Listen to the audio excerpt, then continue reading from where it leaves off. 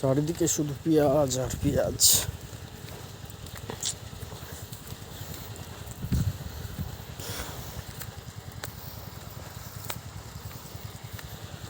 এটা হচ্ছে লাগানো পেঁয়াজ, মিশ্র চাষ। এটা কলা আর পেঁয়াজ একই সাথে।